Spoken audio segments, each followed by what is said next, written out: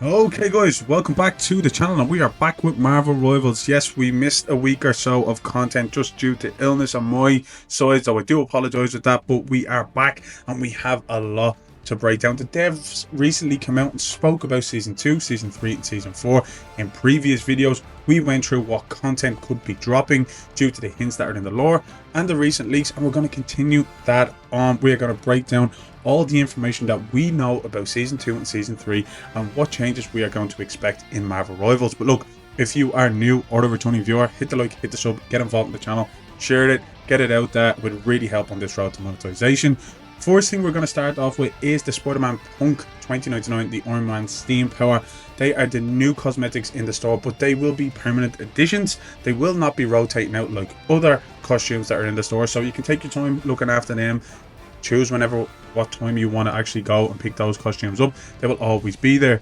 Now into what NetEase had to say about Marvel Rivals. A little quote from that was, "We hope to fulfill players' fantasies about Marvel superheroes and consistently deliver new experiences." Now we're going to break this article down because it dives into some changes that will be coming in Season 2. One or two leaks earlier on this year confirm some of these changes as well, so it's nice to link all the leaks up with the relevant information that we're getting on hand, like we've done in previous videos.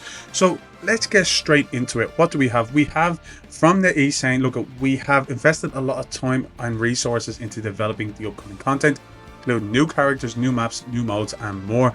The game director of Marvel Rivals told PC Gamer in a recent interview that the content for Season 2 was already ready. It's set to go. The designs for Season 3 and 4 have also been complete, and it's under intense development. Overall, everything is progressing smoothly. Now, we've gone through some of the hints in the Marvel lore, Marvel Rivals lore about Season 2, how that would lead into Season 3, which is potentially going to be Clintar after obviously the Hellfire Gala, and what Season 4 might hold for us as well. Also, they go on to say, firstly, we really closely monitor key metrics for heroes across different modes. 10 says, for example, in quick match and competitive, we analyze data such as win rates, pick rates, damage, healing, damage taken, and final blows for heroes at various ranks in different tournaments. The data serves as a foundation for our balancing efforts. At the same time, we will analyze the composition of hero lineups and their win rates within certain modes, which will be crucial references for our overall balanced direction. And finally, we pay close attention to the player community as one of the bases of our balancing decisions. Now, he went on in this article to talk about how he's going to manage, or they are going to manage, just the huge roster of heroes within the game, and how it's going to make it feel a little bit more fair and balanced in the game, that certain characters won't fly under the radar or be OP. And that has going to be a big question within the Marvel Rivals community. Like, I think we started off with 23. Now we're going to be moving on to every kind of season that comes out, so take that into consideration, the amount of characters that will be at the end of this year as well, making sure they're all fine-tuned. But I think he's also referencing the most upcoming update and how they are going to be balanced within the game. Like, Season 2 is going to have a big overhaul of balance changes. It's going to have a big overhaul of mechanics as well, and we'll break that down later in the video. But a lot is going to change in Season 2, it's going to be no doubt about it. It's going to feel like a completely different game. Heroes are going to move a little bit differently, they're going to interact differently, and with the new maps, the terrain is going to interact differently as well. So we just have to wait and see how those changes are going to play out, but it's going to be great overall. I have an amazing feeling because they haven't let us down just yet. We move on to where they do say, look, people just want to have fun at the end of the day. The balance is for fun is always the key #1 priority of anything. That was from the executive producer within this article as well. We'll dive into that just a little bit more detail. They go on to say, on one hand, we will consider interesting gameplay mechanics that can be brought to the new environmental changes from the perspective of the game's environment lineup and the character's own experience, as well as a unique novel experience that has not been seen before, Chen says. On the other hand, we will also take into account progression and narrative writing and the new teams we want to introduce overall.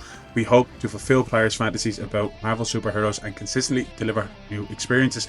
Now, we went through a lot of the lore in the previous videos as well, because that lore and that direction and the narrative that the game takes gives us hints of what characters are going to be interacting in the overall arcing kind of story between seasons as well. So it gives you a direction that they're going to go in.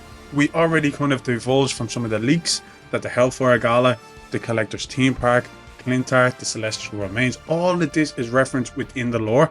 It does go on to say that there will be some curveballs that we might not even know that they are there, but the roster is going to be more and more interesting each time. Now, with the roster, with the leak of heroes, they move on to say about team ups, and the team up skills are going to be dynamic. Starting from season 2, they will introduce new team up skills, and the seasonal update will adjust some existing ones as well. Together with seasonal overall balance adjustments, this will create a new combat environment and experience for the season. Basically what they're saying is they're going to change the whole feel of the game. There's going to be new team ups, there's going to be new environmental changes, there's going to be new balancing, and it's all going to feel very new and fresh to give people to start remapping how they're having their characters play out with certain combinations. But on that, I want to introduce a leak that was back in January, and it comes up to changing the skills. So it does go on to say that Magneto had an ability, Illusion Doppelganger. The ability is most likely for a future tank, which in terms of teaming up with Magneto, or Magneto could team up with someone else. Now we know Scarlet Witch teams up with Magneto, but to see these changes being leaked in January 11th, and we might be getting some of these changes now in season 2. We just have to take everything as a pinch of salt when they first come out, and then line them up. Then they go on to say about the heroes. Now we've already spoke about this. Blade is 100% spot on for season 2. It did say back on January 9th that Ultron was going to be mid-season. From the lore, from everything that we got with the leaks, it's more likely going to look like Emma Frost. Even in the poll that I did on this channel, Emma Frost just outran it. Then it does go on to probably suggest Jean Grey being in season 3 with the Clintar links, with the voice lines that were linked as well, and also just with some of the lore from Adam Warlock within the game as well. We don't know where Ultron will come into play, but we do know that they already have season 4 mapped out, and Ultron already being in the files, being that in mind, alongside Deadpool, Hitmonkey, MODOK. Maybe they bring it a little bit more ground level and remove her from that kind of celestial side of things at this point. But the game is based around kind of, you know, multiverse, so we don't know. Now Emma Frost is going to be a Vanguard. Now I know a lot of people have been questioning whether or not it should be Jean Grey, whether or not it should be Emma Frost, or whether or not it should just be Ultron. But unfortunately, all the leaks, all the rumors, the Hellfire Gala, it is indicating that it's going to be Emma Frost. I'm at about 90% sure, because you can't be 100% sure, but that's kind of where we stand right now with the information at hand. It does also go on to say, as we just mentioned, about the director of Marvel Rivals going on about season 3, and the designs for season 4 are complete and are underway. So season 3 more likely is going to be that Clintar, Guardians of the Galaxy lore, with Adam Warlock bumping into the Phoenix, obviously with Null as well and his background, the Celestial Remains. All of that is probably going to lean into season 3, but we don't know who's going to come along with Jean Grey. Maybe it could be Ultron. I don't know how he fits in there, but let me know down in the comments who you might think would lean into season 3. When it comes to season 4, I really hope it's a few more X-Men, maybe even Deadpool, a MODOK thrown in there as well, or some new characters that haven't been leaked yet that just might be interesting to the game overall. There's a huge roster, and we're just focusing on the X-Men right now because that is the next season.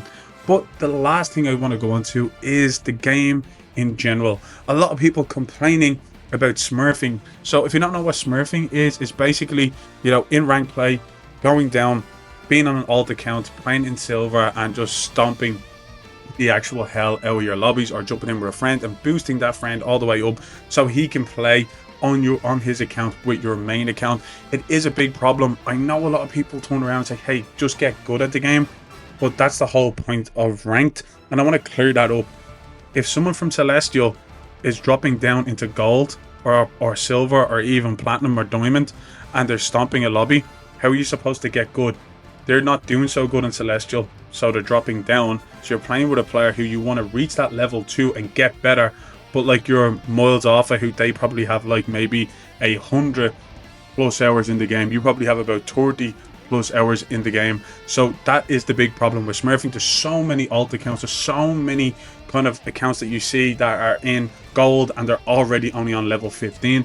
It's so obvious that that is a Smurf account, and it's a big problem because if you get 2 or 3 of those in the same lobby, they're just going to destroy your team, or maybe you're on their team and you just kind of mow through them, which makes the game feel like you're in that win-loss category that people always talk about. It was like, oh, I go on a good win streak for about 4 or 5 games, and then I'm in a different lobby where I just get shit on for 4 and 5 games, and it runs into a 50-50 split of win-losses. That isn't the main cause of issue in ranked. The main cause in ranked is probably the alt accounts, the smurfing, because even though they have a balance within how you should rank up, and they obviously NetEase want you to grind the game out as much as possible, adding smurfing on top of that, it makes it even more annoying. And look, there's not a lot to the game outside of the 6v6. There is questions coming in about obviously maybe a PvE mode, a more of a story mode coming into the game. But right now, all we have is those kind of alternate game modes that they come with certain seasons and certain teams, and we only have the ranked 6v6. You can play quick play, but it is just going to be full of bot lobbies and everybody picking DPS, so it's just a free-for-all, basically. So, you know, they really do need to get a handle on that. I don't know how they can work around it, but I think if that was a big focus, it would just make the community a little bit more, you know, better in how they go on about the game. Because there has been a lot of information coming out about the smurfing, about obviously the alt accounts. People are really pissed off at it. Let me know down in the comments if you ever came across that. You just found that you couldn't get out a certain division because you just kept running into people who are just destroying everybody on a low rank, and you're like sitting on rank 28 and someone at rank 15 who is in gold or whatever, or platinum, is just destroying you. It's been happening. It's been happening. But guys, look, that is all for me. Let me know your thoughts on this information. Let me know what you think is coming for season 3 and season 4. Great to be back, and I'll catch you on the next one.